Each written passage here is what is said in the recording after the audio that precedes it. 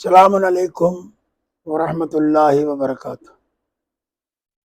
دوستو عزیزو،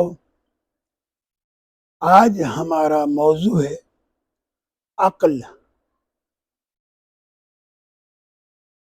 بسم اللہ الرحمن الرحیم۔ قرآن مجید فرقان حمید میں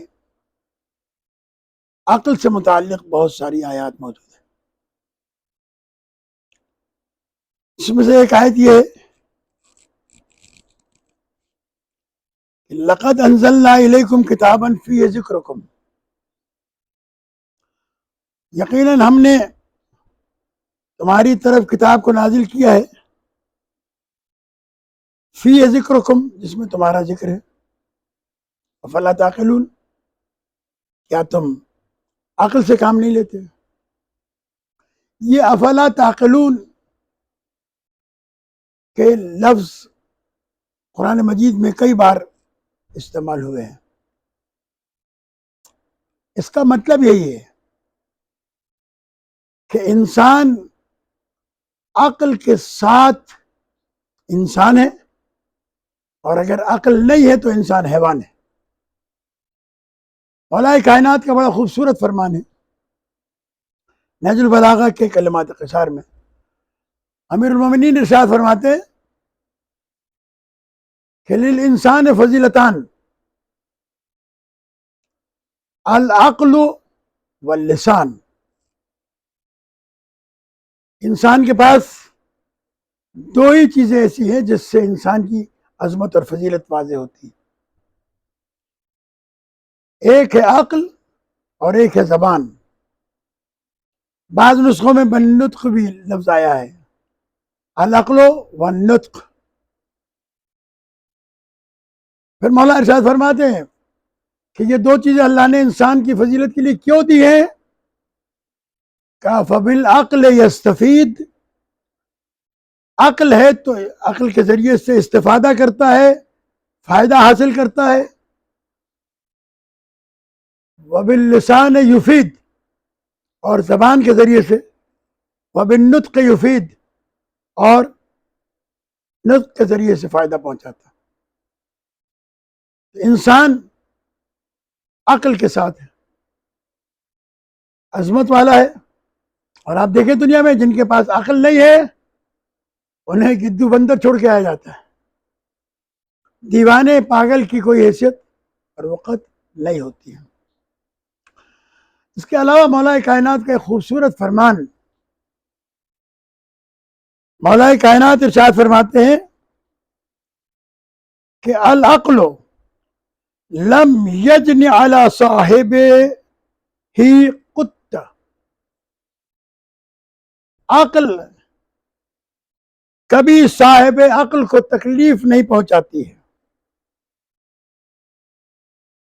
والعلم من غیر عقل یجن علی صاحب ہی، لیکن اگر کسی کے پاس علم ہو اور عقل نہ ہو تو وہ علم کو نقصان پہنچاتا ہے۔ اس سلسلے میں دو چار باتیں کر کے میں آپ کے سامنے آگے بڑھتا ہوں کہ مولا فرماتے ہیں من زاد علمہ علی عقلہ کان وبالا علیہ، اگر کسی انسان کا علم اس کی عقل سے بڑھ جائے تو وہ اس انسان کے لیے وبال بن جاتا ہے۔ لہذا ان فرامین کی روشنی میں یہ بات سامنے آ گئی کہ ہر صاحب علم عاقل نہیں ہوتا، یہ طے ہے۔ عقل کے ذریعے سے انسان فضیلت اور عظمت حاصل کرتا ہے، عقل انسان کو معرفت کے درجات تک لے کے جاتی ہے۔ اسی لیے کسی نے مولانا محمد اسماعیل دیوبندی علی اللہ مقامہ سے پوچھا تھا کہ مولانا دین میں عقل کا کیا دخل ہے؟ تو انہوں نے ایک جملہ چھوٹا سا کہہ کے جواب دیا تھا کہ یہ بے وقوفوں کا دین نہیں ہے۔ دنیا میں جھوٹے مذاہب باقی ہی اس بنیاد پر رہتے ہیں کہ ان کی بنیادی تعلیم یہ ہے کہ عقل سے کام نہیں لینا، سوچنا نہیں۔ اگر آپ نے سوچا، یہی وجہ ہے کہ آج ہندو مذہب باقی ہے، وہ بھی یہ کہتے ہیں کہ بتوں کے بارے میں سوچنا نہیں، بتوں کے بارے میں بولنا نہیں، بتوں کے بارے میں کچھ کہنا نہیں۔ اگر تم نے بتوں کے بارے میں کچھ سوچا سمجھا تو ایسا نہ ہو تمہارا باپ مر جائے، تم مر جاؤ، تمہیں کوئی بیماری لاحق ہو جائے، تمہارا کاروبار تباہ ہو جائے، تمہارا گھر جل جائے، وغیرہ وغیرہ، اتنا ڈراتے ہیں۔ اسی طرح سے ہمارے یہاں مسلمانوں میں مکتب تشیع کے علاوہ عقل پر پابندی ہے، سوچنا نہیں ہے، بس جو مان لیا وہ مان لیا۔ کیونکہ اگر سوچو گے تو گناہ گار ہو جاؤ گے، سوچو گے تو دین سے خارج ہو جاؤ گے۔ یہی ہمارے یہاں غالی اور مکتب تصوف سے تعلق رکھنے والے بھی پہلا جملہ یہی کہتے ہیں، علی کو مانو، علی کو سوچو نہیں، علی کے بارے میں سوچو نہیں، اس لیے کہ عقل پر پابندی ہوگی تو جو کہہ دیا وہ مان لینا پڑے گا۔ لہذا یہ چیز اپنے ذہن میں رکھیں کہ ہمیں امام کو ماننے کا حکم نہیں ہے۔ کوئی ایک حدیث دکھا دے جہاں کہا گیا ہو کہ امام کو مانو، میں دکھاؤں گا آپ کو وہ مشہور حدیث کہ من مات ولم یعرف امام زمانہ مات میتۃ جاہلیہ، جو شخص مر جائے اور زمانے کے امام کو نہ پہچانے وہ جاہلیت اور کفر کی موت مرتا ہے۔ اس کے علاوہ بھی دعائے معرفت تعلیم دی گئی ہے، اللہم عرفنی نفسک، اے اللہ تو مجھے اپنی ذات کی معرفت عطا فرما۔ کیوں کہ اللہ کو جانا نہیں جا سکتا، جاننے کے لیے 5 چیزیں ہیں: چھونا، چکھنا، سننا، یہ اور چھونا، چکھنا، سونگھنا اور سننا، یہ حواس 5 ہیں کہ جن سے علم آتا ہے۔ اللہ کو نہ دیکھا جا سکتا ہے، نہ چکھا جا سکتا ہے، نہ سونگھا جا سکتا ہے، نہ سنا جا سکتا ہے، لہذا اس کے لیے معرفت ہے۔ تو دعا تعلیم دی گئی غیبت امام میں خاص طور پر کثرت کے ساتھ پڑھنے کے لیے، اللہم عرفنی نفسک، اے اللہ مجھے اپنی ذات کی معرفت عطا کر۔ انک ان لم تعرفنی نفسک لم اعرف نبیک، کیونکہ اگر مجھے تیری معرفت ہی نہیں ہوگی تو میں تیرے رسول کو بھی نہیں پہچان سکوں گا، اس کی بھی معرفت مجھے نہیں ہو سکتی۔ اللہم عرفنی نبیک، اے اللہ مجھے اپنے نبی کی معرفت عطا کر۔ فإنک ان لم تعرفنی نبیک لم اعرف حجتک، اے اللہ اگر تو نے مجھے اپنے نبی کی معرفت نہیں دی تو میں تیری حجت کو نہیں پہچان سکوں گا۔ اللہم عرفنی حجتک فإنک ان لم تعرفنی حجتک ضللت عن دینی، اے اللہ اگر تو نے مجھے اپنی حجت کی معرفت نہ دی، مجھے معرفت عطا فرما اپنی حجت کی، اگر نہیں دی وہ معرفت تو پھر میں اپنے دین سے گمراہ ہو جاؤں گا۔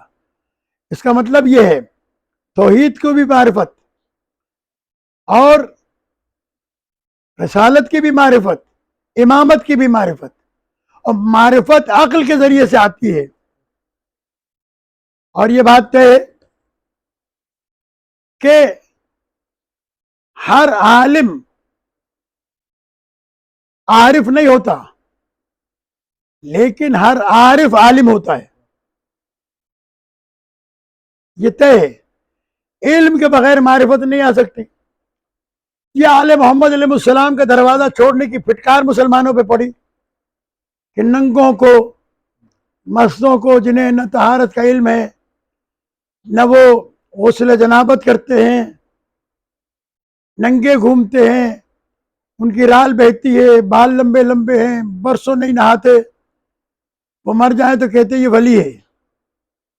ولایت اللہ نے دیوانوں اور پاگلوں کو، مستوں کو نہیں دی ہے. ولایت کے لیے اعلان کیا میں ولی ہوں، میرا رسول ولی ہے، اور وہ ولی ہیں کہ جو ایمان لاتے ہیں، نماز قائم کرتے ہیں اور حالت رکوع میں زکوٰۃ دیتے ہیں. دی تو علی علیہ السلام نے اکیلے نے تھی، لیکن اللہ نے ان کی نسل سے 11 اماموں کو بھی اس کے اندر شامل کیا. یہ وہ لوگ ہیں کہ جن کو اللہ نے ولایت عطا کی ہے. ولی اللہ بناتا ہے، ولی خود ساختہ نہیں ہوتا، ولی خدا ساختہ ہوتا ہے. لہذا عقل اگر ہوگی تو پھر پہچانے گا کہ میں جس کے پیچھے چل رہا ہوں وہ صحیح ہے یا نہیں ہے. اگر عقل نہیں ہوگی تو چلتا رہے گا. اس لیے میں قرآن مجید کی ایک آیت پڑھتا ہوں، ایک مثال آپ کے سامنے چھوٹی سی پیش کرتا ہوں. قرآن مجید نے کہا کہ ذرا غور کرو، ذرا فکر کرو، ذرا سوچو. افمن یہدی الی الحق احق ان یتبع، کیا وہ شخص افمن یہدی الی الحق جو ہدایت کرتا ہے حق کی طرف اور کرتا رہے گا، احق کو سب سے زیادہ حقدار ہے ان یتبع کہ اس کی پیروی کی جائے، جس کے ہاں گمراہی کے چانس نہ ہوں، مکمل طور پر ہدایت کرتا ہو. اور مکمل طور پر ہدایت وہ کرے گا جو مکمل طور پر خود ہدایت یافتہ ہوگا، اور اسی کو اسلام کی لغت میں معصوم کہا جاتا ہے. افمن یہدی الی الحق احق ان یتبع امن لا یہدی الا ان یہدی، کیا وہ شخص کہ جب تک اس کی ہدایت نہ کی جائے، جب تک اسے سیدھا رستہ نہ دکھایا جائے، وہ سیدھے رستے کی طرف نہ آ سکتا ہے نہ دکھا سکتا ہے. فما لکم کیف تحکمون، تمہیں کیا ہو گیا ہے، تم کس قسم کے فیصلے کرتے ہو. اسی لیے ہم نے مولائے کائنات علی ابن ابی طالب علیہ السلام کو جو اپنا امام مانا، وہ اس لیے نہیں کہ نبی کریم صلی اللہ علیہ وآلہ وسلم کے تجازات بھائی ہیں، نہ اس لیے مانا کہ وہ جناب رسول خدا صلی اللہ علیہ وآلہ وسلم کے داماد ہیں، نہ اس لیے امام مانا کہ وہ حسنین علیہ السلام کے امام ہیں یا والد ہیں. ہم نے انہیں اس لیے امام مانا اور بلا فضل رسول کے بعد خلیفہ مانا کہ پیغمبر نے ضمانت دی تھی. اور آپ اس ضمانت کو، میرے پاس کتاب موجود ہے، یہی رکھی ہوئی ہے. یہ کتاب کا نام ہے فرائض السمتین، اللہ جموینی نے لکھا ہے کہ پیغمبر نے ارشاد فرمایا ومن اراد ان یحیی حیاتی ویموت موتی، جس کا یہ ارادہ ہو کہ وہ مجھ محمد کی طرح زندہ رہے اور میری طرح دنیا سے جائے، وَيَسْكُنُ جَنَّةَ الْخُلْدِ الَّتِي وَعَدَنِي رَبِّي، اور اس جنت میں رہنا چاہے جس کا میرے رب نے مجھ سے وعدہ کیا ہے. رب والی جنت، ربوا والی نہیں، اس جنت میں جس کا میرے رب نے مجھ سے وعدہ کیا ہے.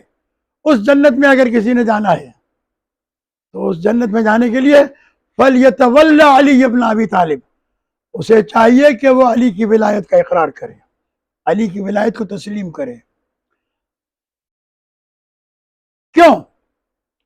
اس لیے نہیں کہ میرا بھائی ہے، اس لیے نہیں کہ میرا داماد ہے، اس لیے کہ لَأَنَّهُ